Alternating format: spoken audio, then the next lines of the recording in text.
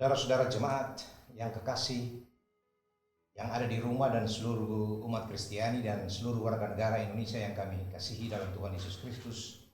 Hari ini kita tentu bersuka cita bersama atas perayaan ulang tahun yang ke-75. Dan oleh karena itu, dalam menambah kesukacitaan kita, mari kita akan membaca firman Tuhan yang oleh Lembaga Pembinaan Jemaat Gereja Protestan Maluku, kita akan mengambilnya dari Amsal 28 ayat 1 sampai dengan ayatnya yang kelima. Sebelum kita membacakan firman Tuhan ini, mari kita di dalam nama Tuhan Yesus Kristus, firman yang hidup. Hari ini kami semua bersuka cita karena sebagai bangsa ini dan juga sebagai warga gereja kami merayakan ulang tahun kemerdekaan yang ke-75 bangsa Indonesia. Dan oleh karena itu kami perlu mendengarkan firman-Mu sebagai kekuatan bagi kami dalam kerangka berpartisipasi bersama untuk mengisi kemerdekaan bangsa ini ke depan sebagai warga gereja yang bertanggung jawab dan juga sebagai warga negara yang baik. Kami akan mendengarkan firman Tuhan, berfirmanlah kepada kami di hari ini karena kami siap untuk mendengarnya. Dalam nama Tuhan Yesus Kristus, firman yang hidup, kami berdoa. Amin. Amsal 28 ayat pertama sampai ayat yang kelima berbunyi demikian. Orang fasik lari walaupun tidak ada yang mengejarnya, tetapi orang benar merasa aman seperti singa muda. Karena pemberontakan negeri banyaklah penguasa-penguasanya, tetapi karena orang yang berpengertian dan berpengetahuan tetaplah hukum. Orang miskin yang menindas orang-orang yang lemah adalah seperti hujan deras tetapi tidak memberi makanan. Orang yang mengabaikan hukum memuji orang fasik, tetapi orang yang berpegang pada hukum menentangnya. Orang yang jahat tidak mengerti keadilan, tetapi orang yang mencari Tuhan mengerti segala sesuatu. Saudara-saudara jemaat sekalian yang dikasihi oleh Tuhan Yesus Kristus, pada hari ini sebagai warga gereja dan otomatis sebagai warga bangsa Indonesia ini, kita kembali merayakan sebuah momentum sejarah yang sungguh-sungguh bermakna bagi kehidupan bangsa ini, yakni Hari Kemerdekaan Republik Indonesia yang ke-75. Tentunya sebagai masyarakat bangsa ini, Hari Kemerdekaan harus betul-betul kita jadikan sebagai momentum syukur. Sebab kemerdekaan yang kita raih pada 75 tahun yang lalu diperoleh lewat sebuah perjuangan panjang yang sangat berat dari seluruh rakyat Indonesia, termasuk umat Kristen di Maluku. Kita semua punya andil yang sama dalam rangka memperjuangkan kemerdekaan bangsa ini. Saudara-saudara, sejarah mencatat banyak pejuang Kristen termasuk pejuang dari Maluku yang juga punya peran penting terhadap kemerdekaan ini. Sebut saja Thomas Matulesi, Christina Marta Tiahahu, Philip Satu Mahina, Latu Hari-Hari, Aye Pati, dan lain-lain. Dan banyak lagi yang saya tidak bisa sebutkan, memberi gambaran kepada kita bahwa orang Kristen punya kontribusi yang besar bagi kemerdekaan bangsa ini. Sebuah realitas sejarah yang tidak dapat terbantahkan oleh siapapun juga.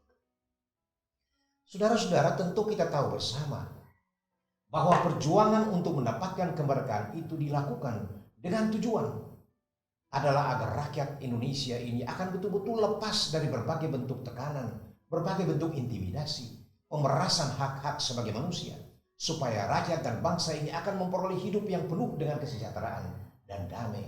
Kita akan jauh dari kemiskinan dan lain-lain. Itu tujuan kemerdekaan kita.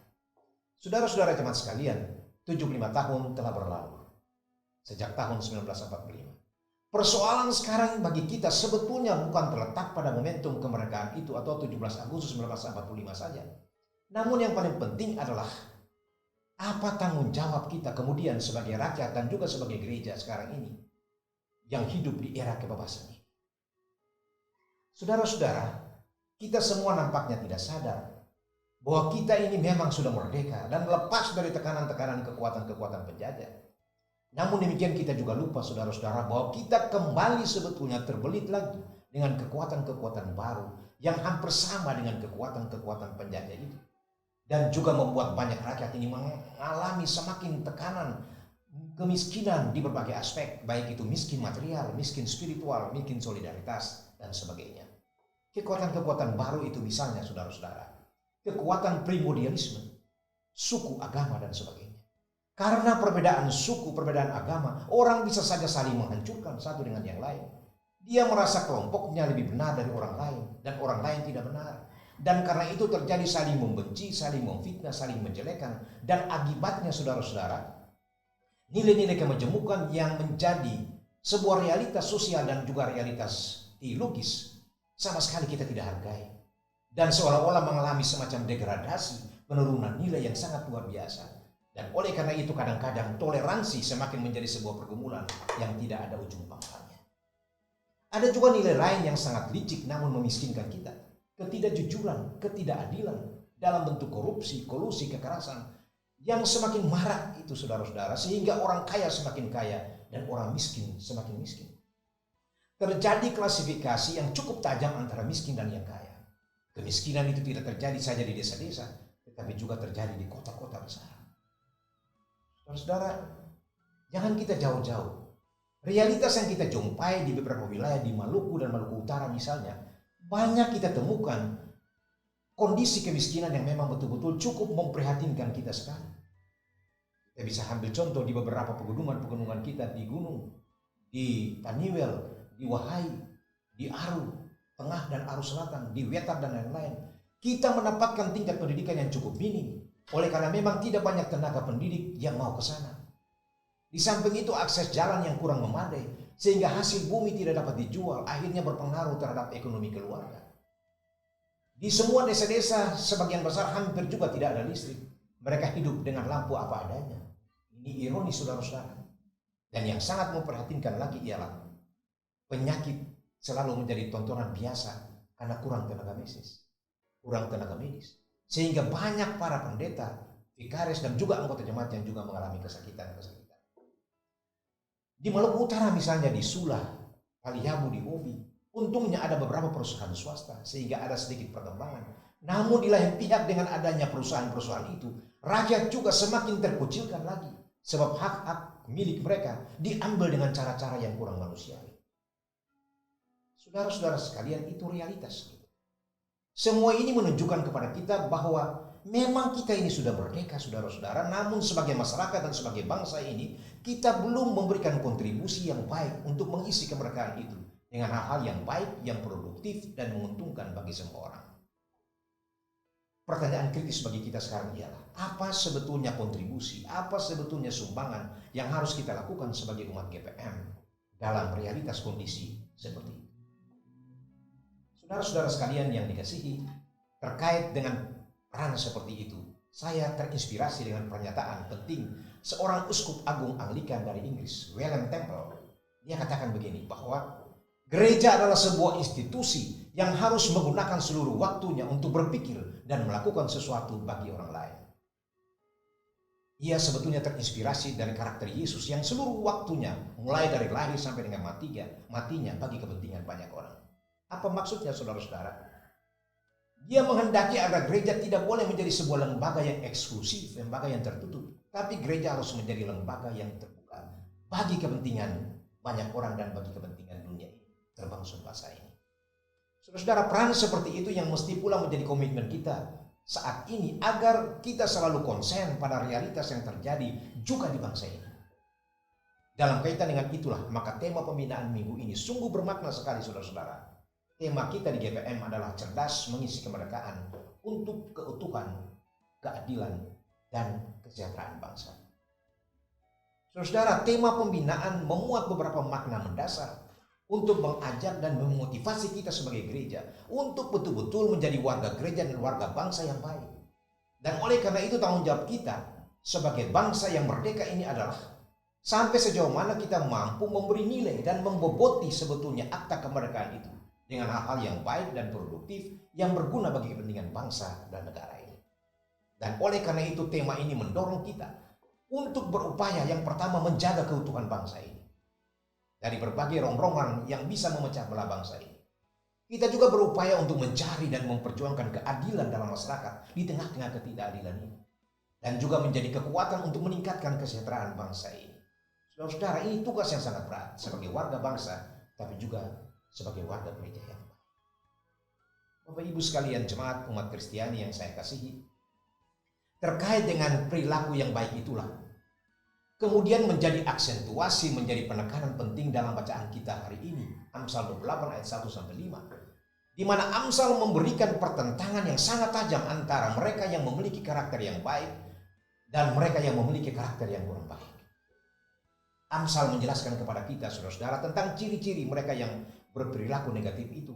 Dan ia menyebut mereka sebagai orang-orang fasik.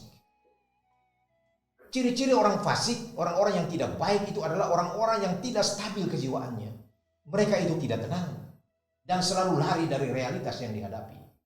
Mereka menghindar dari masalah, saudara-saudara, karena mereka takut atas perbuatan-perbuatan mereka yang salah itu, yang kurang baik itu. Itu ayat yang pertama.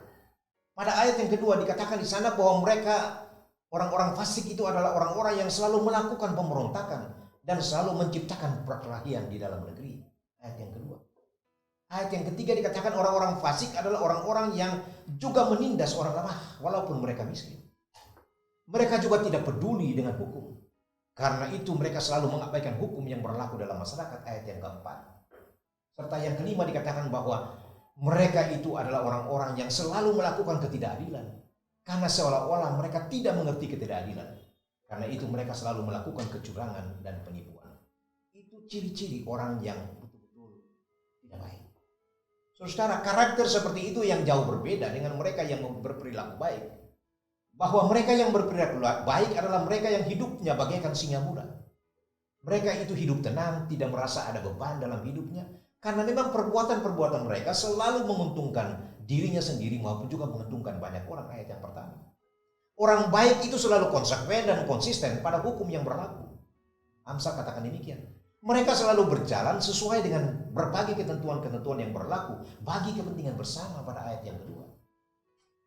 Orang yang baik juga adalah orang yang tidak pernah melakukan penindasan pada orang-orang lain. Apalagi kepada orang yang lemah dan miskin. Oh, tidak pernah. Tetapi mereka selalu mengedepankan keadilan di atas segala-galanya. Disinilah saudara-saudara sekalian nilai kemanusiaan itu betul-betul dihargai. Solidaritas menjadi kekuatan utama bagi orang-orang yang benar itu. Saudara-saudara sekalian yang kekasih, dari perbedaan-perbedaan yang diungkapkan di dalam pembacaan ini, maka sebetulnya Amsal menghendaki agar sebagai seorang Kristen juga sebagai umat GPM, kita harus menjadi seorang Kristen yang sejati. Kita mesti menampakkan sosok seorang Kristen yang berkualitas. Kita mampu menampakkan nilai-nilai kekristenan yang unik itu dalam realitas hidup kita setiap waktu dalam masyarakat dan bangsa ini. Hidup dalam kasih, solidaritas, kebenaran, keadilan, kejujuran, dan seterusnya. Apalagi dengan memperhatikan berbagai realitas tantangan yang dihadapi bangsa ini sampai dengan HUT ke-75 hari ini. Pertanyaan kritis bagi kita sebetulnya adalah, apa kontribusi positif yang harus dimainkan oleh seorang Kristen, seorang anggota Gereja Protestan Maluku bagi bangsa ini? Pertanyaan ini sulit untuk dijawab. Tapi bagi saya jawabannya hanya singkat saja, saudara-saudara. Kita harus betul-betul menjadikan nilai-nilai kekristenan ini sebagai kekuatan untuk membangun bangsa dan masyarakat ini ke depan. Walaupun kita ini kecil secara kuantitatif di bangsa ini, tetapi kita harus menunjukkan kebesaran kita secara kualitatif. Kualitas itu adalah kualitas kekristenan kita. Memang saudara-saudara, bangsa Indonesia ini sementara menunggu peran-peran kita yang jauh lebih fungsional lagi untuk menyelesaikan masalah-masalah yang sangat kompleks yang terjadi di bangsa ini. Kemiskinan, kekerasan, teror, kerusakan lingkungan, kerusakan moral yang terjadi di mana-mana. Korupsi, ketidakjujuran, ketidakadilan, termasuk COVID-19 dan sebagainya. Saudara-saudara jemaat, dengan memperhatikan semua realitas yang terjadi sampai dengan HUT kemerdekaan hari ini yang ke-75, sebaiknya sebagai seorang Kristen dan juga otomatis sebagai umat GPM, peran fungsional itu harus kita munculkan lewat beberapa komitmen kita masing-masing. Kita semua masing-masing akan berkata begini, di mana ada saya sebagai seorang Kristen, sebagai anggota jemaat GPM, maka di situ harus ada damai, ada sukacita, sehingga kita terhindar dari pertikaian, perpecahan, saling menggigit dan saling membinasakan. Di mana ada saya sebagai seorang Kristen, sebagai anggota jemaat GPM, maka di situ harus ada kejujuran, keadilan, dan kebenaran. Sehingga kita akan menjadi pelopor untuk berlaku jujur dan adil, serta menghindari korupsi, penipuan, manipulasi, dan sebagainya. Di mana ada saya sebagai seorang Kristen, saudara-saudara sekalian, sebagai anggota jemaat GPM, maka di situ mesti ada pengampunan, ada kerendahan hati, ada kemurahan hati, Dan karena itulah kita akan menjauhkan diri dari dendam, kebencian, dan seterusnya.